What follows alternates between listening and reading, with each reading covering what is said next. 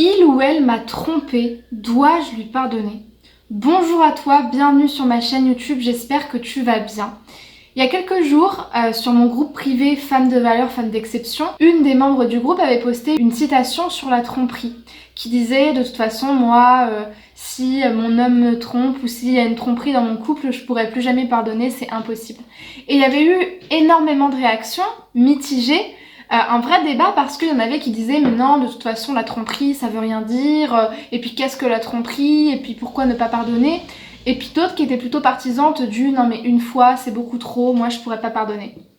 Et en fait j'avais envie de faire cette vidéo parce que elle m'a inspiré énormément de conseils que j'aurais pu donner à des femmes qui se retrouvent, ou des hommes qui se retrouvent dans cette situation finalement où leur partenaire les trompe pour une raison ou pour une autre, d'une façon ou d'une autre, et finalement ils se demandent est-ce que moi je dois pardonner en fait, est-ce que j'en suis capable, est-ce que j'en ai le droit, est-ce que c'est bien, est-ce que c'est mal.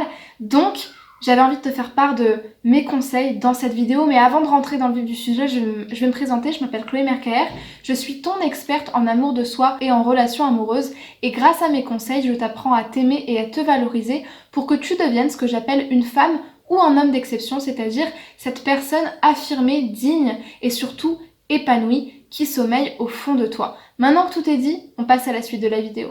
Tu vois, j'aurais presque envie de passer l'éponge sur mais qu'est-ce que la tromperie, qu'est-ce que ça veut dire, et puis après tout tromper, qu'est-ce que ça signifie, mais je peux pas en fait, parce que c'est important de comprendre que tromper, c'est pas juste coucher ou c'est pas juste entretenir une relation. En fait, si tu veux, ce qui est important dans cette vidéo de est-ce que je dois pardonner, c'est toi ce que tu ressens.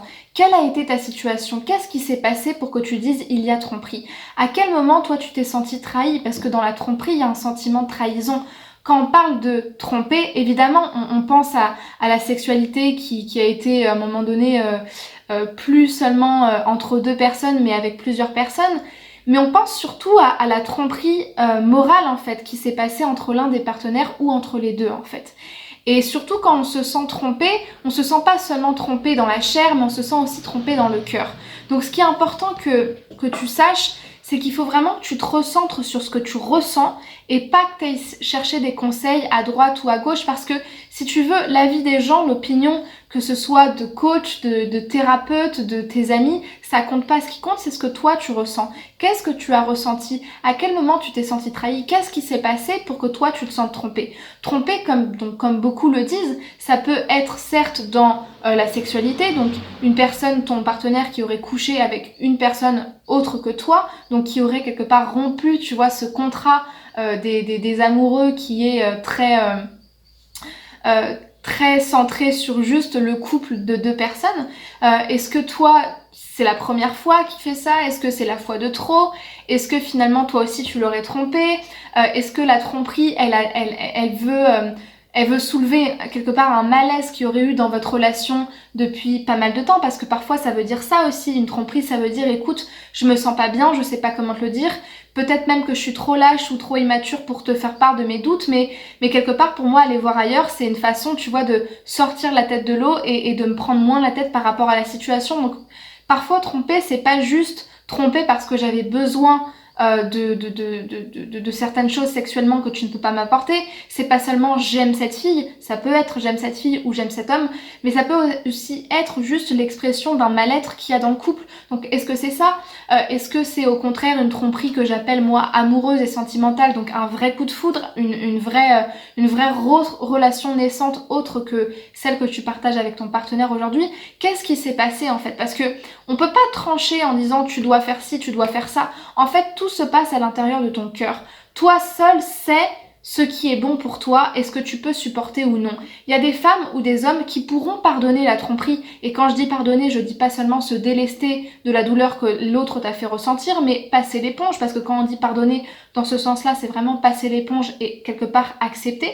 Mais il y en a qui se sentiront absolument capables de le faire parce que pour eux, finalement, tromper, c'est plus un manquement aux règles, si tu veux, un virage dans une relation, et quelque part c'est pas si important que ça si la personne se repent entre guillemets de ce qu'elle a fait et est vraiment là ensuite dans la relation. Il y en a d'autres pour qui c'est irréversible, des femmes ou des hommes qui vont se dire mais moi je pourrais plus jamais te regarder dans les yeux, je pourrais plus jamais te toucher, je me sens salie, je me sens mal, je pourrais plus jamais en fait continuer avec toi même si je le voulais. En fait ça dépend, il n'y a ni bonne réponse ni mauvaise réponse. Quel sens ça a pour toi et qu'est-ce que toi tu sens que tu seras prête ou non à faire pour que ta relation continue. Je pense que c'est important aussi de vraiment développer la communication dans ce sens-là parce que tu sois prête ou non à pardonner si tu veux, c'est pas la question primordiale. En fait, la question c'est que pour qu'il y ait tromperie, d'une manière ou d'une autre, il y a eu une fissure à un moment donné dans la relation. Il y a eu quelque chose qui a pu aussi bien marcher qu'avant et la communication ou la relation entre les deux n'a pas réussi à assez se soutenir en fait pour faire qu'il n'y a pas justement cette fissure là. Donc essayez de rétablir le dialogue, rétablir la discussion tout en douceur en appliquant les méthodes de comportement de la communication non violente de Marshall Rosenberg. Donc exprimer toi tes ressentis, exprimer comment tu te sens, ne pas accabler l'autre de tu accusateur parce que je pense que quand l'autre déjà sait qu'il a trompé et qu'il a été découvert, il y a déjà pas mal de culpabilité, sinon de peur et de honte qui émergent en lui. Donc je pense que la colère, on la connaît, mais juste dire voilà, les faits, il s'est passé ça, observation, moi ce que je ressens. Affirmez aussi vos demandes, si vous avez des questions, j'ai besoin d'explications, j'ai besoin que tu m'expliques ça, pourquoi tu as fait ça, explique-moi. Mais surtout ce qui compte en fait dans la communication non violente que vous voulez rétablir, c'est d'aller vers l'autre, en fait, de faire un pas vers l'autre avec une vraie intention du cœur sincère, de vouloir rétablir sincèrement le dialogue et pas juste prendre son intérêt, accabler l'autre, le médire et puis finalement partir avec du dédain et avec de la fierté parce que ça va pas vous avancer plus que ça. Je veux dire, la situation est assez accablante pour les deux pour faire comme si finalement vous y trouviez un quelconque intérêt.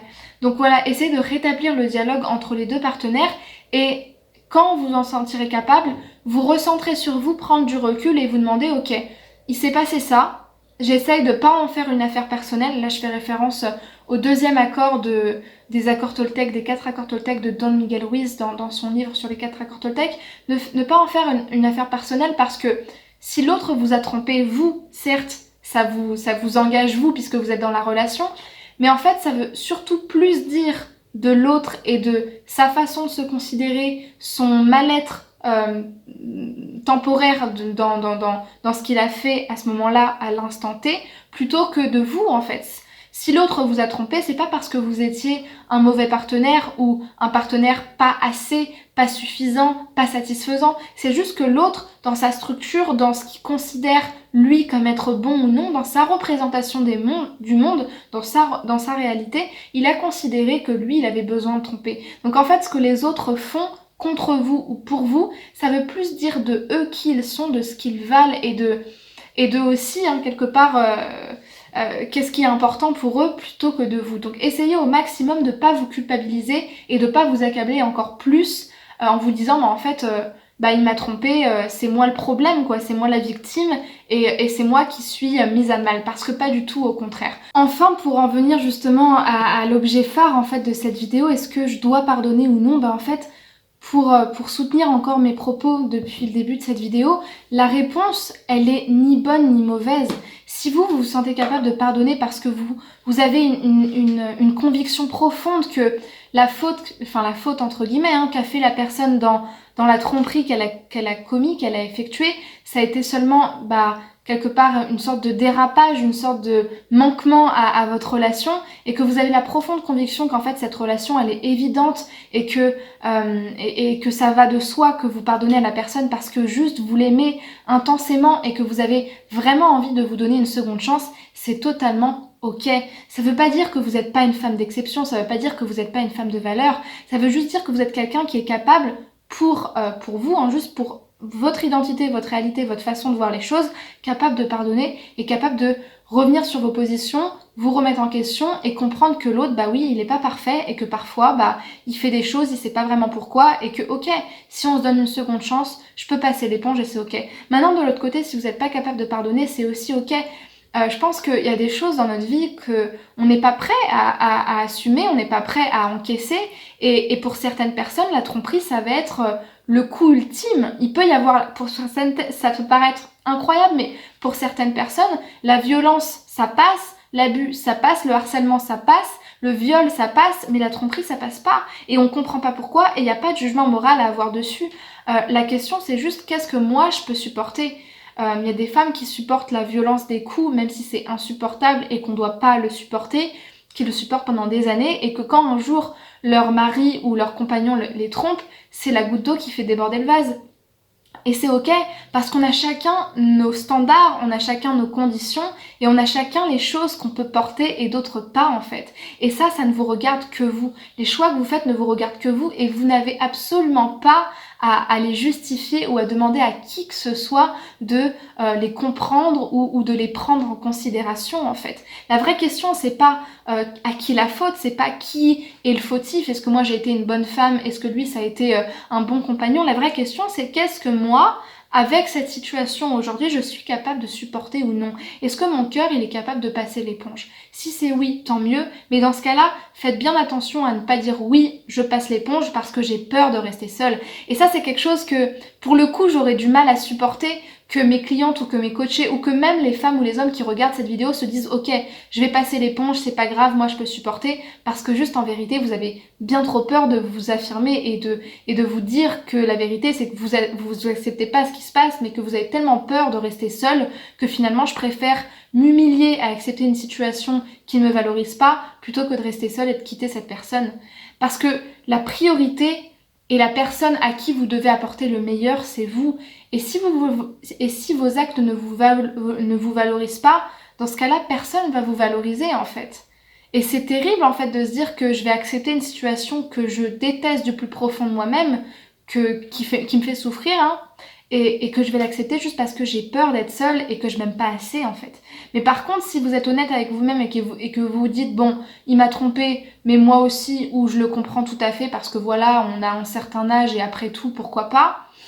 Ok, moi ça me va très bien. Ça me va très bien à partir du moment où vos actes, vos choix vous représentent véritablement et représentent véritablement votre représentation des choses, vos besoins, vos valeurs et ce que vous êtes capable ou non d'accepter. Merci à toi d'avoir regardé cette vidéo jusqu'à la fin. J'ai une information limitée, une édition limitée d'offres que j'ai envie de te faire part en fait et vraiment ça peut être de l'or pour toi, donc écoute bien ce que je vais te dire.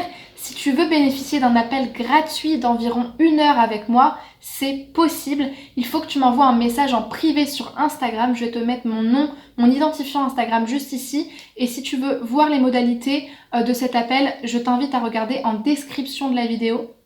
Donc le petit paragraphe qui est écrit juste en dessous de ma vidéo, tu auras toutes les modalités. Moi je vais te recontacter après que tu m'aies envoyé un message sur Instagram et te faire remplir un formulaire d'inscription.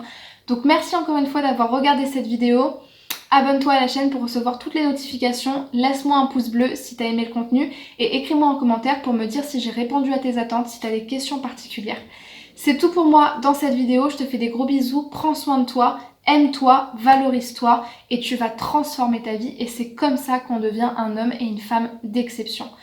À très vite pour de prochaines vidéos, prends soin de toi, gros bisous.